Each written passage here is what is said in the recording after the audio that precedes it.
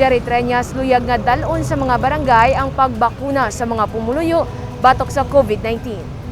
May 6 na ka mga vaccination site ang Iloilo City, ang Ateneo de Iloilo Gym, University of San Agustin Gym, Central Philippine University, Iloilo Convention Center, University of the Philippines Visayas City Campus, kag kahapon ginbuksan ang Iloilo City National High School. Buwas nga adlaw natala na buksan ang vaccination site sa Kalumpang Molo. Ini ang pinakauna nga vaccination sa barangay. Nagapati si Mayor Jerry Treñas, mas malapit kag mahapos sa mga pumuluyo kun dal-on sa mga barangay ang pagbakuna bato COVID-19. Ginalantaw na to kung diin nga lugar para nga makakadto kita sa Kalumpang. Pa-prioritize ta dito sa Kalumpang ang mga senior citizens, ang mga elderly nga way gagwa sa ilang balay. Ang target ta bisan mag 300 lang kita sa barangay sa Kalumpang. Kag lantawon ta no kung anong lakat ya, and then ang ako nambal sa aton nga team, nagmeet ko sa ila kinasang aga nga 5 ka adlaw nga sige-sige sa isa ka barangay like Kalumpang.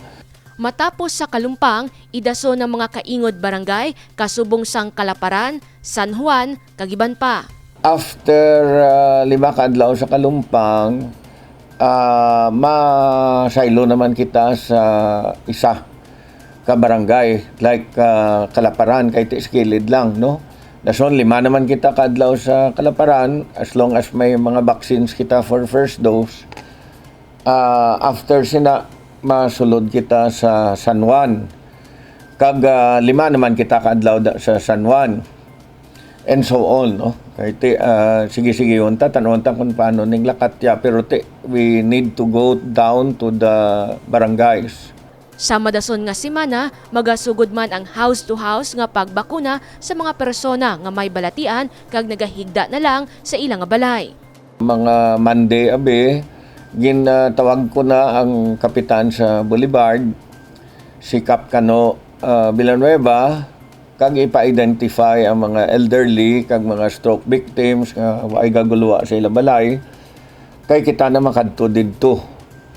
At least minimum of 20 per day. Para nga lain pa gid nga team masulod man sa mga barangay. Simultaneous ini siya samtang ara kita sa mga mega sites, mega vaccination sites naton. May team man yang matutok sa mga barangay nga sila ni ang makadto sa mga tag-as nga mga kaso sa barangay. Kag may team pagid nga maglibot sa mga bedridden naton. Ang barangay officials ma-identify na sila for those ara sa kabarangayan nila nga hindi ideya pwede kagwa na sa balay because nga bedridden. Hindi lang niya mga tigulang, may mga ara kita nga mga hindi pa senior citizen pero na stroke, hindi nakahalin sa balay, mas mabudlay ang mag-travel. So amo na yung mga priority naton nga ginakadtuan sa mga balay-balay. Sa subong, ginagamit sa first dose ang 30,000 sa 50,000 Sinovac vaccine nga ginpadala sang national government. Apang kutob na lang ini sa Biyernes nga adlaw. Ang nabilin nga 20,000 doses, kagang ginpadala nga dugang nga 5,000 doses ang Sinovac ang pagagamiton para sa second dose sa masunod nga semana. Nagpadala na sang mensahe ang alkalde kay Deputy Chief Implementer Against COVID-19 Secretary Vince Dizon agud mangayo sang dugang supply sang COVID-19 vaccine. Ini samtang ginapaabot pa ang 18,000 doses sang AstraZeneca nga gimbakal sang syudad. Ini nga bakuna ang ginalauman nga magaabot sa Iloilo City sa ikaduha nga semana subong nga bulan sang Hulyo. Jennifer Garcia Hernandez para sa Level Up Patrol. Duha ka mga dialysis centers ng lokal nga panguluhan sang syudad ang pagabuksan subong nga tuig. Magluwas sa pag-away bato COVID-19, isa sa mga ginahatagan importansya sang lokal nga panguluhan ang paghatag serbisyo sa ikaayong lawas, paagi sa pagtukod sa mga healthcare facilities. Sa masunod nga bulan, magabukas na ang Uswag Dialysis Center sa Molo. Ini ang isa sa duha ka mga dialysis center sang lokal nga panguluhan. Ginahitso na lang ang mga requirements kag ginapaabot ang mga dialysis machine sa bulig sang Department of Health. Balaan ta ka pigado gid sang mga pumuluyo ta, no? And lain gid yang ang syudad may ara kita ya aton nga mga health facilities like dialysis center After this, once makaabre na kita diri, maabre pagid kita isa sa haro. And may location na to, and may ara kita kwarta nga ginhalin sa DOH para baklon sang dialysis machines, no? Magluwas sa Molo, may lugar na sa San Isidro Haro ang ikaduha nga dialysis center. Ginalauman ini ang matapos antes magtakup ang tuig 2021.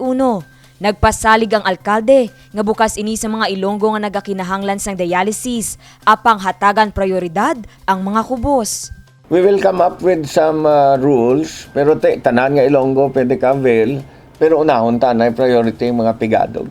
Sa Tion magbukas na ang dialysis center. Libre ini sa mga pasyente nga may balatian sa kidney. Pinaagi sa dialysis, mapagwa ang mga waste product o kung sobra nga fluid sa lawas sang pasyente nga may kidney failure. Dane Raffles para sa Level Up Patrol. Nabitasan Elementary School nakabaton sang Outstanding School Climate and Environment Award kag principal sang bulutuan ang nalakip sa top 10 outstanding guro sa bugos nga pungsod. Ginkilala kag nalakip sa brigadaeskwela halloffamer ang Nabitasan Elementary School sa distrito sang La Paz. Tuig 2017 kag 2019, nakabaton man ang bulutuan sang Pasidungog bilang eco-friendly school bangod sa mga proyekto nga nagasentro sa pag-amlig kag pagtinlo sang palibot. Para kay Dr. Raymond Peter Tolentino, importante nga mapabilin nga matinlo ang palibot sang bulutuan ilabi na subong nga pandemya. Magiging importante nga pagtinlo sa atong eskwelahan na pinagitsubong nga pandemya, adlaw-adlaw gina-check natin siya katinloan sa inside sa classrooms kag sa sagwa sa eskwelahan na pinagit nga every once a week gina-disinfect natin ang atong eskwelahan. Sa sulod man sang bulutuan, ginpahamtang ang jptediscape project sang barangay, kung sa diin madamo nga mga ulutanon ang gintanom gani mas nangin bentaha kag mahapos sa mga opisyalis sang barangay nga may manami nga lugar ang ila communal garden. Sang nagligad lang nga bulan, liwat naman nga nakabaton sang Pasidungog ang Nabitasan Elementary School gikan sa Global Education Summit Awards bilang Outstanding School Climate and Environment. Dako naman ang pasalamat ni Tolentino sa padayon nga pagbulig kag pagsuporta sa mga ginikanan kag opisyales sang barangay. Sa subong school year 2020-2021, ang aton nga mga internal stakeholders nagabuligid sa pagtinlo, labi na gid ang aton mga parent teacher association, alumni association sa Nabitasan Elementary School, kag ilabi na gid ang aton nga barangay officials sa barangay Nabitasan nga nagahugpong sa particularly sa brigadaeskwela sa siningan tinion. Kag I'm sure nga aton nga mga stakeholders man mga partners sa school nagabulig man sa pag-donate sa aton eskwelahan. Sang damlag lang, si Tolentino ang ginpasidunggan man sang Junior Chamber International Organization bilang top 10 outstanding guro sa bugos nga pungsod bangod sa iya advokasya natuhoy sa edukasyon kag pag-amlig sa dunang manggad. Pila sa iya ginaduso nga advokasya amo ang Journey to Eskwela for Development for Indigenous People program kag livelihood training in vegetable gardening and nito weaving. Dako man ang pasalamat ni Tolentino kag sang mga ginikanan sa padayon nga pagbulig kag pagsuporta sang Iloilo City Government sa ilang mga proyekto.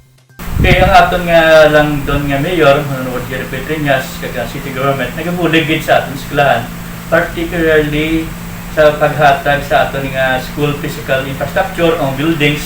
In fact, we have ongoing na nga 2-story 4-classroom building, and then we have also school fencing. Nagapasalamat din kami sa padayon nga pagsuporta sa amon, hindi lang sa amon eskwelahan kundi sa tanan nga eskwelahan sa bilog nga syudad sa Iloilo. Bala naton nga hindi lang ini ang ginatutukan mo especially subong nga mas nagatutok kita sa vaccination naton pero wala gid ikaw nagakalipat mayor sa pagbulig sa aton nga eskwelahan especially sa pag-maintain sa quality education nga mahatag naton sa mga estudyante sa tagsa-tagsa ka eskwelahan. Ginpayag man ni Tolentino nga handa na ang Nabitasan Elementary School sa tion magbalik ang face-to-face classes kag ila nga tingwaan nga masunod gid ang minimum health protocol ilabi na sa mga estudyante. Divine Singh para sa Level Up Patrol.